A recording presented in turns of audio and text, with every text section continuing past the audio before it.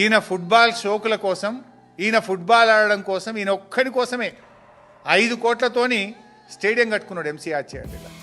5 కోట్లతో స్టేడియం కడతావు, 100 కోట్లతో రాజ్మహల్ కడతావు.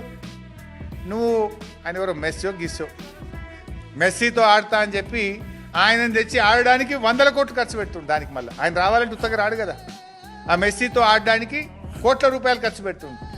ఆయనతో ఆడనీకి నేర్చుకోవడానికి స్టేడియం కట్టుకుంటే 5 కోట్లు, ఈయన క్యాంప్ ఆఫీస్ రాజ్మహల్కు 100 కోట్ల పైగా ఖర్చు పెడతాడట. ఇప్పుడు మెస్సీని తెప్పించి గేమ్ ఆడితే రాష్ట్రానికి ఏమొస్తుంది?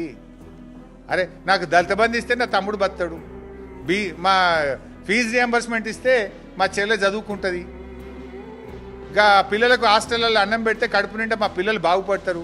గా పని చేయవే రేవంత్ రెడ్డి అంటే నేను 100 కోట్లతో క్యాంప్ ఆఫీస్ కట్టుకుంటా, 5 కోట్లతో ఫుట్బాల్ స్టేడియం కడతా, వాడిని ఉన్న మెస్సీని పట్టుకొచ్చి 100 కోట్ల రూపాయలు ఖర్చు పెట్టి నువ్వు ఫుట్బాల్ ఆడితే మాకొచ్చేది ఏంది?